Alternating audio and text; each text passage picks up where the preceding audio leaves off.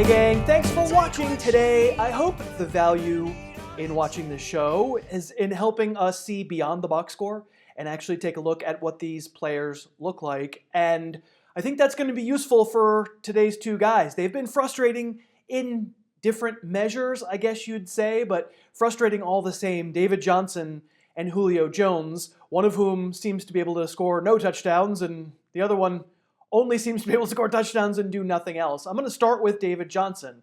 And to this point, I mean, he's running back number 10 in standard, number 11 in PPR. But I think if we look at the numbers, you're going to see it hasn't been that smooth a ride. Because that's based on 6 touchdowns. There are obvious, huge warning signs. And if we just look at Johnson's numbers, of course we're going to be worried. But you have people out there saying, uh-oh, it's pretty clear that 3.2 yards per carry, David Johnson, probably just overrated. I know he was a top 4 overall pick, but what if he's just Jamal Williams or Derrick Henry? And of course, do I see a problem with these numbers? Of course I do. But the problem, my friends, isn't David Johnson. The guy didn't forget the stuff that helped him go over 2,000 scrimmage yards 2 seasons ago. I'd like to show you a typical example of what's happening to David Johnson. It is a lazy analyst whose knee-jerk is to simply say, I mean, what's he supposed to do? But I'm being serious. What's he supposed to do? That he's able to see number 91 coming off the edge, having been completely missed by the blocking tight end, and to spin away from him and gain a yard instead of losing 5? That's a pretty extraordinary play by Johnson, which of course, we don't get to register that in the yards per carry.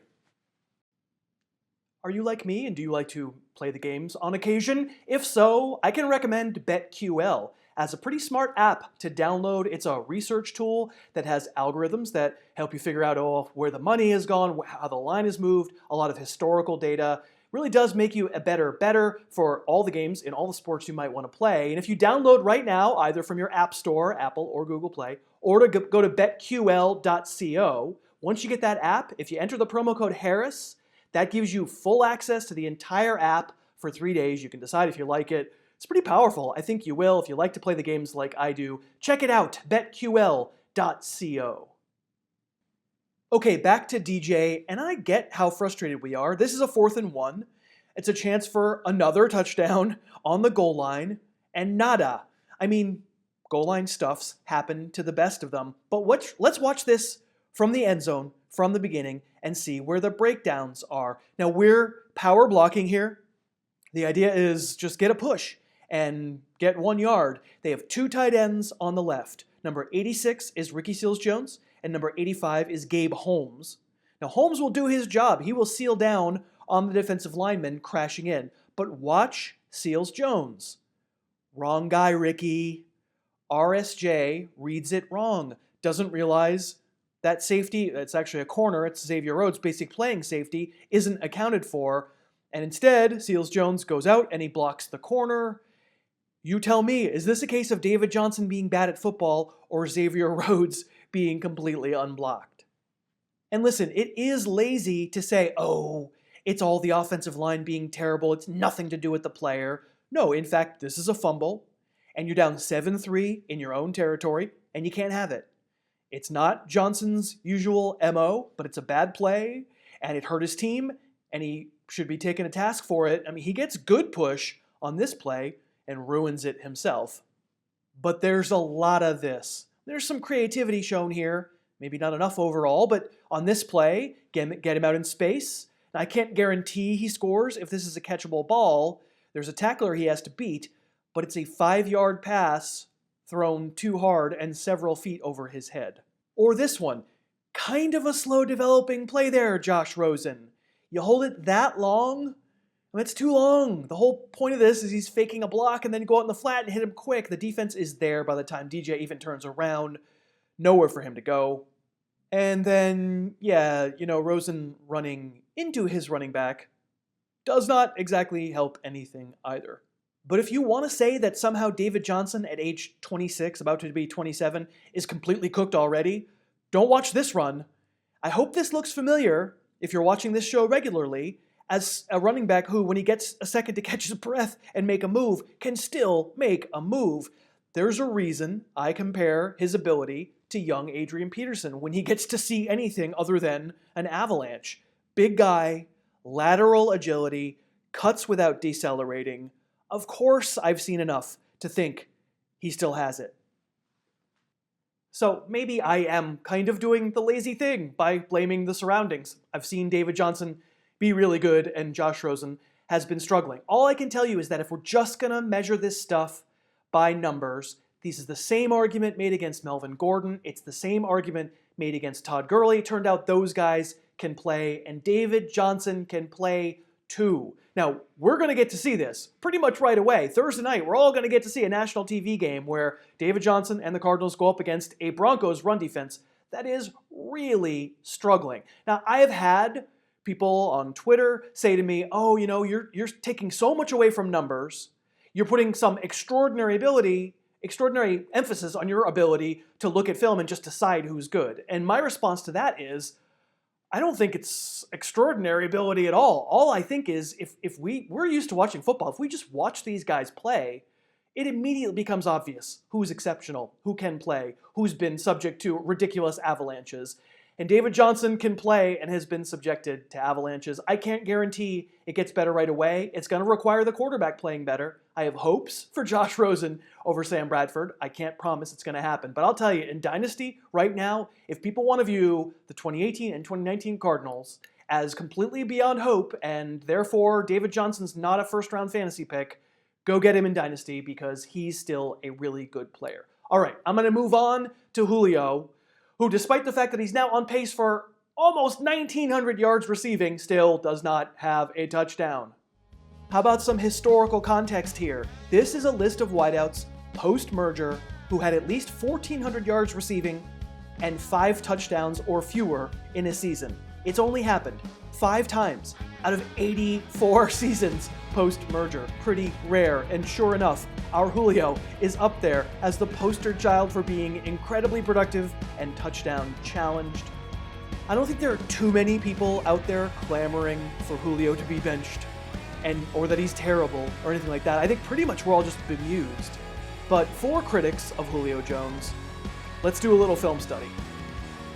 So first off, I don't think too many people are saying, oh, it's all Julio's fault. We know the quarterback bears blame here. And this example from Sunday against Tampa is one of dozens, right? This is a double move, and it works. And Jones is streaking to the back corner, and a good throw ends our long national nightmare. But instead, Matt Ryan, who has all day, just misses the throw, underthrows it, falls incomplete.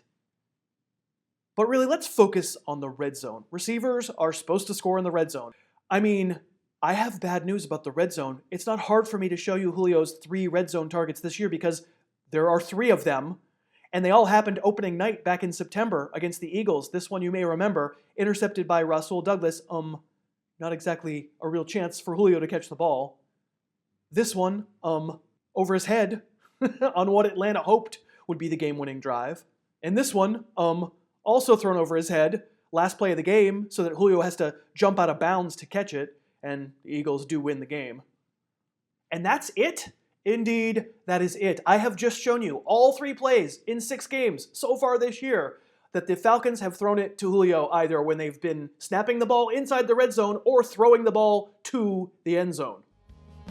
Julio's red zone usage is usually way higher than this, even if his end zone usage typically isn't. Last year was a little bit of an aberration with those 16 end zone chances. But Matt Ryan this year hasn't thrown it Julio's way as much in the red zone. That much is clear, and for sure, we can talk about competing weapons. We can talk about Calvin Ridley scoring 6 times, though none in the past 2 weeks. There's always going to be some element of luck in touchdowns, but what does Matt Ryan see? I mean, here he splits Julio wide right, and the Bucs aren't exactly concealing what they're doing. 2 guys over the top against Jones, bracket coverage, and so the Falcons take advantage. At the snap, you see Julio run inside, and both guys immediately run in his direction. Tevin Coleman comes out of the backfield. One of Julio's defenders realizes, oh shoot, but it's too late. Touchdown, Tevin Coleman. Here, back in week 2, Julio is in the slot right. He releases at the snap, and He might be the first read here. Instantly, though, we see, maybe 2nd and 10, but the Panthers are playing back. And they're playing zone, and there's a linebacker right in front of Julio, and 2 safeties playing zone on either side. And Ryan reads it, and unless you're going to force it to him, the read has to be a check down. But I'm here to tell you, you're allowed to be frustrated with Ryan sometimes too. From the Steelers game, Julio is up there at the top, and at the snap, linebackers drop into zone, and no safety comes Julio's way. I think this play is designed for Julio Jones. You can see Ryan there make a pump fake that the corner guarding Julio bites on, practically jumps out of his skin, but Ryan doesn't wait. He has a touchdown there. He checks it down to Mohamed Sanu.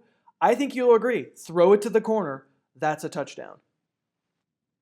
Now, what did I learn doing this exercise for Julio? Well, I kind of think that you're right to be a little bit frustrated. There's certainly not an emphasis on getting him the ball in the red zone or the end zone, and there are times that I just don't have the time to show you where Ryan's head never turns his way.